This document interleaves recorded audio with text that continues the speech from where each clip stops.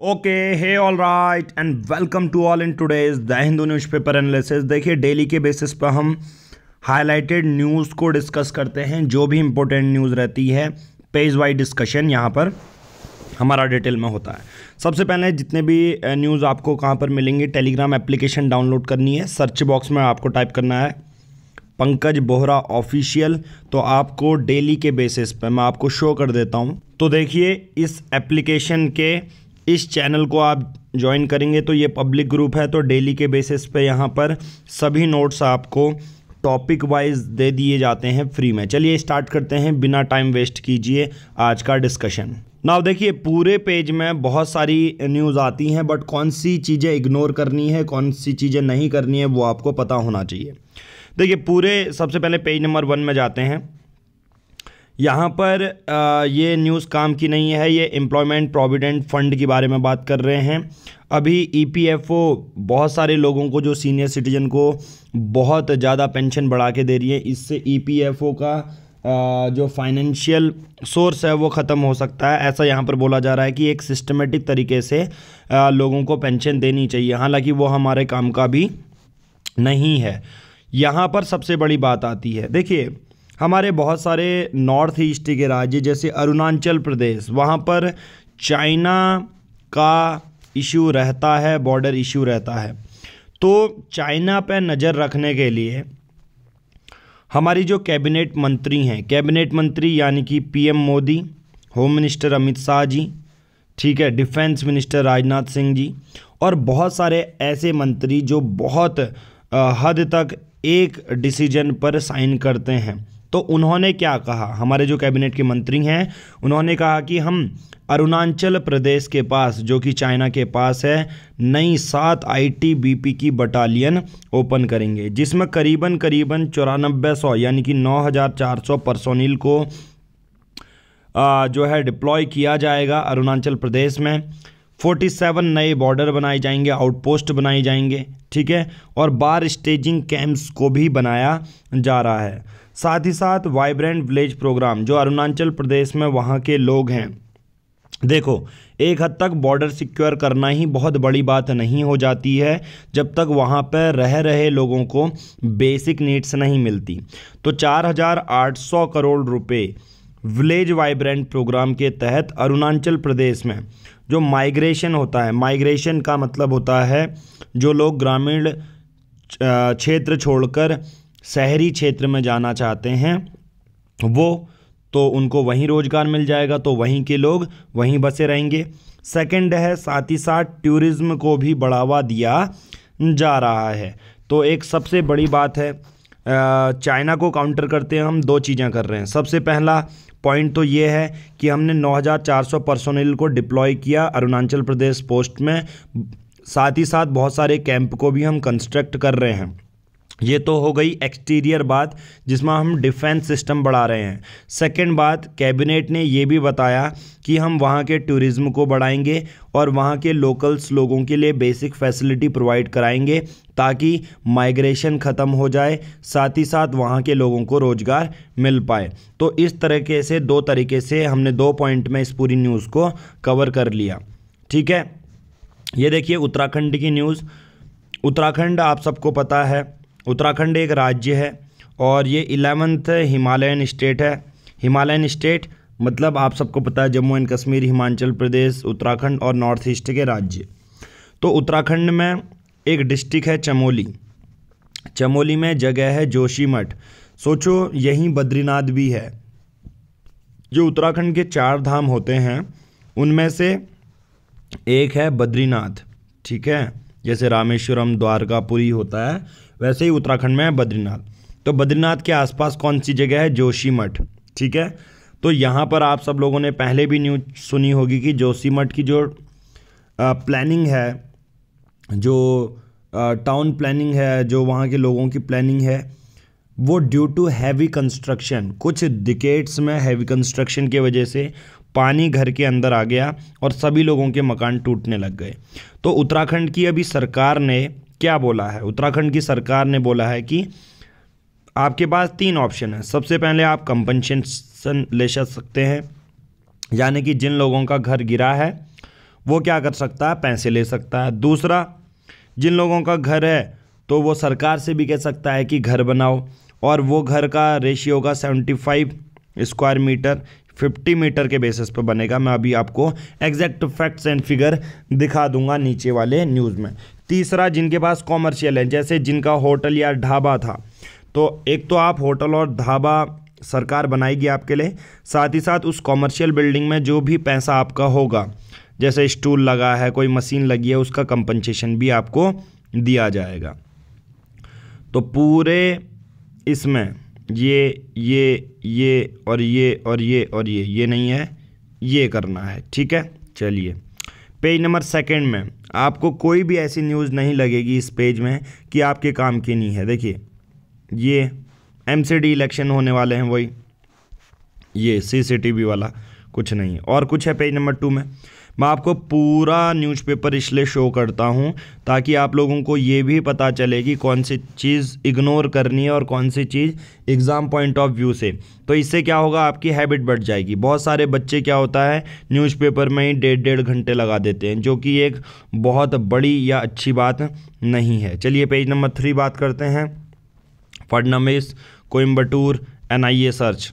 अब NIA क्या होता है, नेशनल इन्वेस्टिगेशन एजेंसी है, NIA। आप सबको पता है जब मुंबई में टेरर अटैक हुए थे 2008 में, तो उसके बाद एक ऐसी एजेंसी की लाने की बात की गई थी जो कि सेंट्रल लेवल पे काम करे, ठीक है। तो नेशनल इन्वेस्टिगेशन एजेंसी हमने बनाई 2008 के बाद, जब मुंबई टेरर अटैक हुआ था, ठीक है। समुद्र से आए थे लुटेरे और अटैक करके गए। तो 2008 के बाद NIA को बनाया गया। NIA 2008 के एक्ट से बनी है, नेशनल इन्वेस्टिगेशन एजेंसी। अब ये क्या क्या करती है, जहाँ पर एक तो टेररिज्म रिलेटेड, बॉम्ब रिलेटेड, ठीक है, इवन कोई भी जो इंटरनल सिक्योरिटी से रिलेटेड चीज़ें हैं वो NIA देखती है। कोई टेररिस्ट बन गया, टेररिस्ट लिंकेज हैं, वो NIA देखती है, राइट। अब देखिए, इस पेज में कुछ नहीं है, पेज नंबर आ जाओ 5 में। Tejasvi will ruin IIT Bombay director resignation over. देखो, IIT बॉम्बे में एक चीज़ हुई थी कल, एक दलित बच्चा था, ड्यू टू वेरियस प्रॉब्लम्स उसने सुसाइड कर लिया। तो IIT बॉम्बे के डायरेक्टर को बोला जा रहा है कि आप रेजिग्नेशन दो। अब सबसे बड़ी बात यह है कि वैसे ही तो हायर एजुकेशन में वल्नरेबल मार्जिनाइज सेक्शन नहीं होते हैं, और जब होते भी हैं तो उनको वैसा इन्वायरमेंट प्रोवाइड नहीं करवा रहा है बेहतर से बेहतर IIT भी। तो वहाँ दलित स्टूडेंट की डेथ होने की वजह से IIT बॉम्बे के डायरेक्टर को क्या मांग रहे हैं, रेजिग्नेशन। देखो, इस पूरे पेज में फिर क्या है, फिर से ये एडवर्टाइजमेंट जो कि आपके काम का नहीं है। अब देखो, आ जाता है एडिटोरियल। एडिटोरियल अपने आप में ही खास होता है। सबसे पहला अगर एडिटोरियल आप देखोगे, it is about income tax department की रेड हुई BBC ऑफिस में।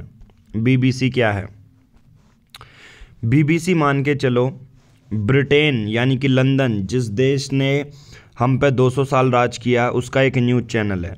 तो उसकी एक कंपनी है इंडिया में, BBC इंडिया में। तो BBC हिंदी करके न्यूज़ चैनल आपको देखने को मिल जाएगा। अब होता क्या है, पूरी कंट्रोवर्सी, BBC न्यूज़ चैनल ने क्या किया, मोदी के अगेंस्ट जो गुजरात रायोट्स हुए थे उस पर एक डॉक्यूमेंट्री पब्लिश की, मतलब एक वीडियो रिलीज की। अब सरकार क्या करती है, हमारी सरकार IT एक्ट, देखो ये एक्ट कल भी मैंने आपको पढ़ाया था, इंफॉर्मेशन एंड टेक्नोलॉजी एक्ट 2000, ये चीज़ याद रखो। इस एक्ट में सुधार हुआ था 2008 में, ठीक है। इस एक्ट 2008 में बहुत सारे प्रोविज़न जोड़े गए थे। सेक्शन 69A, सेक्शन 69A क्या कहता है, ये डायरेक्टली पूछा जाएगा। IT एक्ट 2000 का सेक्शन 69A क्या कहता है, ये सेक्शन, ये धारा 69A कहती है कि सरकार के पास ये पावर है कि जो भी, जैसे चाइनीज़ ऐप थी ना टिकटॉक, वेबसाइट, कोई भी वीडियो है, सिंपली भाषा में अगर मैं ये बोलूँ कि IT एक्ट 2000 का सेक्शन 69A ये पावर दे देता है सरकार को कि कोई भी वीडियो, कोई भी वेबसाइट, कोई भी URL लिंक, कोई भी एप्लीकेशन अगर भारत की इंटरनल सिक्योरिटी सॉवरेनिटी को वॉयलेट करती है तो सरकार के पास ये पावर रहती है कि उस वीडियो को, उस यूआरएल को, उस वेबसाइट को, उस एप्लीकेशन को डिलीट किया जा सकता है। ठीक है, तो इसके चलते हुए साथ ही साथ बीबीसी की डॉक्यूमेंट्री तो डिलीट की आईटी एक्ट 2000 सेक्शन 69 के तहत पर, साथ ही साथ बीबीसी के ऑफिस में रेड भी डाली गई। इस पर बहुत सारे इंडिया क्लेम भी कर रही है कि यार भारत इतनी तेज़ी से डेवलप हो रहा है तो कहीं ना कहीं ब्रिटेन में भी क्या कर सकता है, इंडिया पे ये नेगेटिव जो पॉइंट हैं वो उछाल सकता है। एक साथ ही साथ ये भी बताया जा रहा है, मतलब ये अनुमान है, ठीक है, डायरेक्टली पूछा नहीं जाएगा आपसे। It is difficult not to see the income tax department 2-day survey of BBC office in New Delhi and Mumbai as an attempt to produce a chilling effect on Britain well regards public broadcaster। BBC में एक chilling effect लाना चाहते हैं। हालांकि वही चीज़ें हैं कि हाँ आप ऐसी चीज़ें ना करो जो कि इंडिया की सॉवरेनिटी और सिक्योरिटी से रिलेटेड हो, राइट। तो आईटी एक्ट के बारे में कभी ये नहीं पूछा जाएगा कि हाँ इनने रेड कहाँ डाली, कौन सी ऑफिस में डाली। चलिए नेक्स्ट बात करते हैं जम्मू एंड कश्मीर। बहुत बड़ी बात है, कल लद्दाख के बारे में भी आया था, आज यहाँ पर बताया जा रहा है जम्मू एंड कश्मीर। होता क्या है, 2019 5 अगस्त 2019 तक जम्मू एंड कश्मीर एक राज्य होते हुए 5 अगस्त 2019 को जो जम्मू एंड कश्मीर एक राज्य था वो 2 यूनियन टेरिटरी में तोड़ दिया गया। इसे मैं तोड़ना नहीं कहूँगा, इसे मैं डेवलपमेंट कहूँगा अगर आप लिखोगे तो। हालांकि ये पहली बार हो रहा है पूरे हिस्ट्री में, पूरे इतिहास में, इंडिया के इतिहास में कि एक राज्य को 2 केंद्र शासित प्रदेशों में तोड़ा जा रहा है। तो जम्मू एंड कश्मीर में सबसे पहले जम्मू एंड कश्मीर एक यूनियन टेरिटरी है, दूसरी है लद्दाख। अब देखो जम्मू एंड कश्मीर वो रीजन है जहां असेंबली है, जहां से विधायक चुने जाएंगे, जैसे दिल्ली, पुडुचेरी, लक्षद्वीप है ना, वैसे लद्दाख में असेंबली नहीं है। ये 2 चीज़ें आप याद रखो। तो इस पूरे आर्टिकल में यही बोला जा रहा है कि जो जम्मू एंड कश्मीर की डिलिमिटेशन है, डिलिमिटेशन का मतलब होता है कॉन्स्टिट्यूंसीज़ को बदलना या कितनी कॉन्स्टिट्यूंसीज़ हैं। जैसे एक एग्जांपल मैं आपको लेके चलता हूँ उत्तराखंड का। उत्तराखंड में एक ज़िला है चंपावत, ठीक है, तो चंपावत में 2 कॉन्स्टिट्यूंसीज़ हैं, एक है चंपावत और दूसरा है लोहाघाट। तो इसे कहते हैं डिलिमिटेशन। चंपावत के लोगों की एक एरिया बना होगा कि हाँ यहाँ के लोग यहाँ के विधायक को इतने एरिया में चुन सकते हैं। दूसरा है लोहाघाट का, लोहाघाट के लोग लोहाघाट के विधायक चुनेंगे, बट होगा कौन सी, चंपावत कॉन्स्टिट्यूंसी से। तो जम्मू एंड कश्मीर का रियल जो रीज़न है, एक तो सबसे पहले वहाँ के लोग डिमांड, जो मैं पॉइंट बता रहा हूँ वर्बली, वो अपने आप में ही बहुत ज़्यादा इम्पोर्टेंट हो जाते हैं, क्योंकि यही पूरा लिखा गया है वही चीज़ मैं बोल रहा हूँ। तो सबसे पहले जम्मू एंड कश्मीर के लोग डिमांड कर रहे हैं जम्मू एंड कश्मीर का स्टेटहुड, वो चाहते हैं कि दोबारा से स्टेटहुड में बदल जाए। दूसरा, Jammu and Kashmir special status demand कर रहा है, राइट।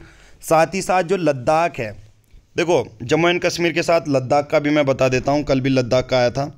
देखो लद्दाख में प्रोटेक्ट करनी है चीज़ें, तो लद्दाख ये चाह रहा है कि हमको 6th शेड्यूल में डाल दिया जाए। लद्दाख 6th शेड्यूल में कौन कौन से आते हैं स्टेट, अमित मेघा, यानी कि आसाम, मिजोरम, त्रिपुरा और मेघालय, ठीक है। तो लद्दाख भी चाह रहा है कि हमें 6th शेड्यूल में डाला जाए ताकि फाइनेंशियल ऑटोनॉमी के साथ साथ जो इलेक्शन की ऑटोनॉमी है वो भी उनको मिल जाए।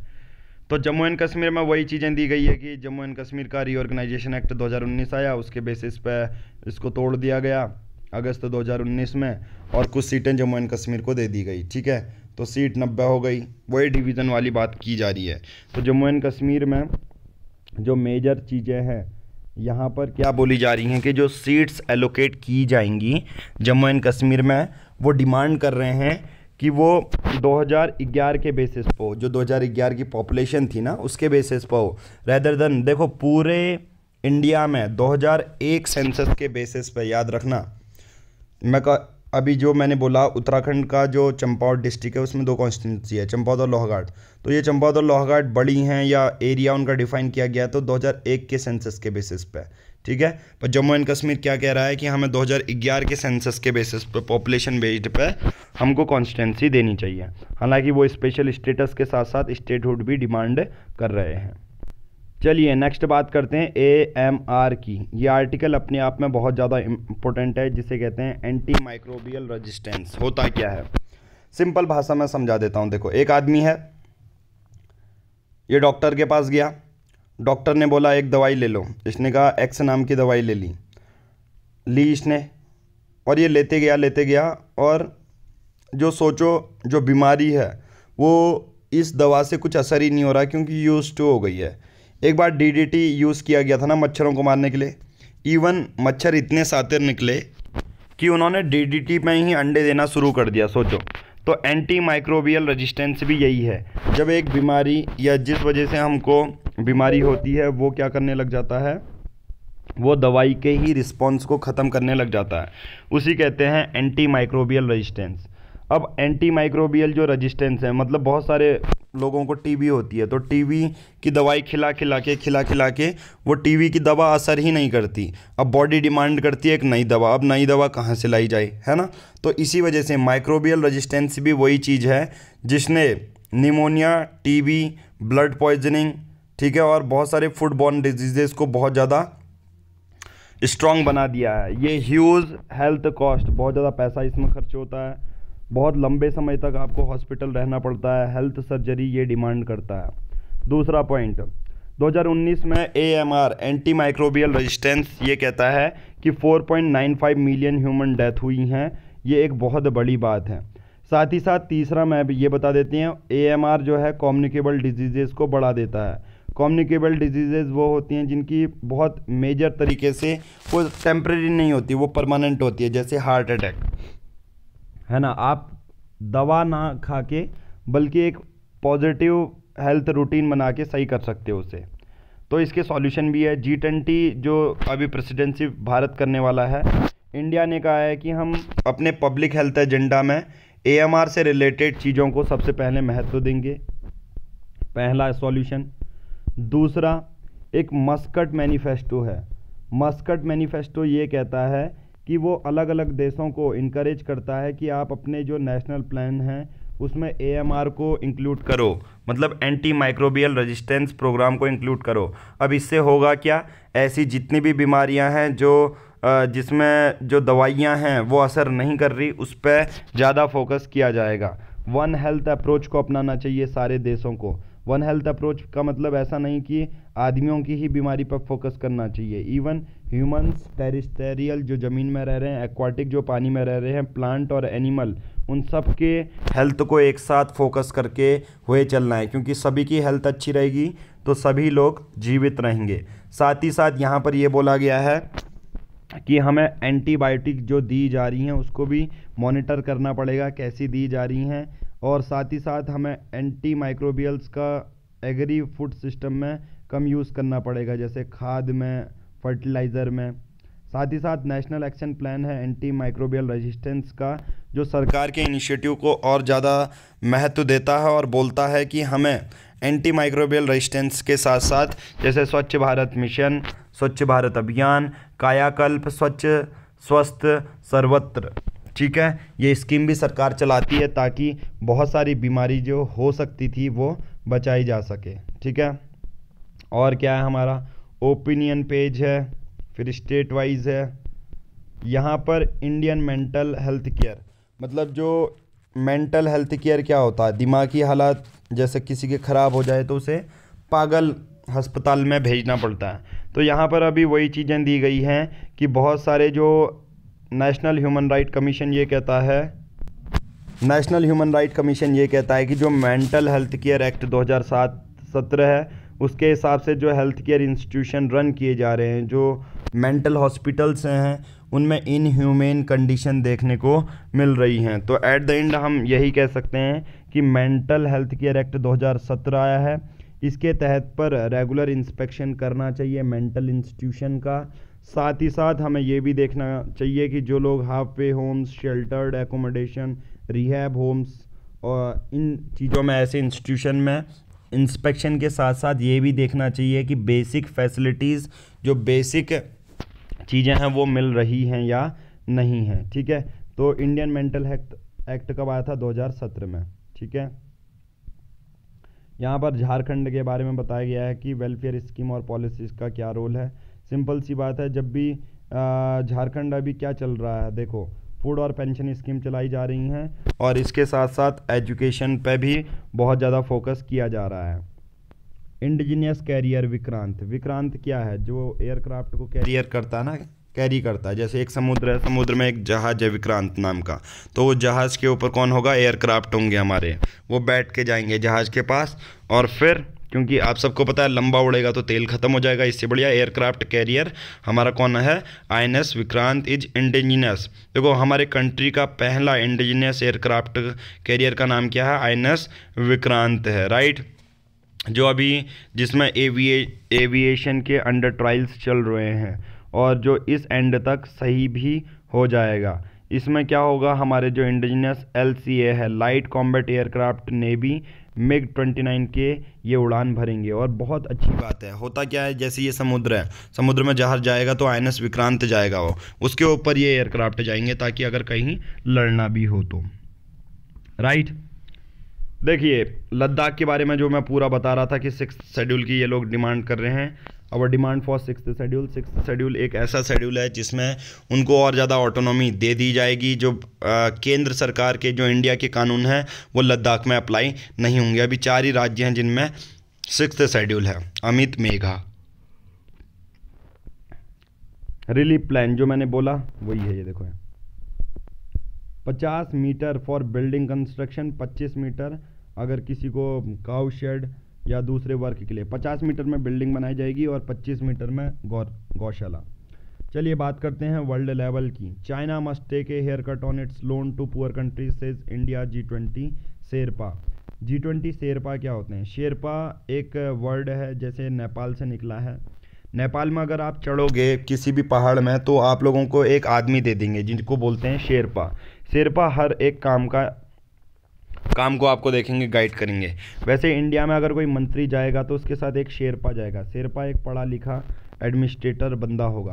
तो यहाँ पर इंडिया के G20 शेरपा यही कह रहे हैं कि चाइना ने जिन गरीब देशों को लोन दिया था उन गरीब देशों को हेयर कट देना चाहिए। हेयर कट मतलब ऐसा नहीं कि सभी गरीब देश आएंगे, सॉरी, उनके जो प्रधानमंत्री होंगे वो चाइना में आके बाल कटवाएंगे, ऐसा नहीं है।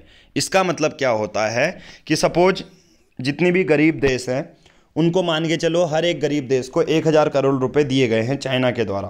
तो हेयर कट का मतलब ये होता है कि आप क्या करोगे, 1000 करोड़ रुपए वापस नहीं लोगे, आप कहोगे कि आप मुझे 500 करोड़ ही रुपए दो, कोई दिक्कत नहीं है। ठीक है, तो ऐसा सजेशन दिया गया है चाइना को। ठीक है, और कुछ काम है अपना नहीं है जो कि हमारे काम की न्यूज़ बिल्कुल भी नहीं है। तो आज की इस वीडियो में हम इतना ही करेंगे। Thank you, have a nice day.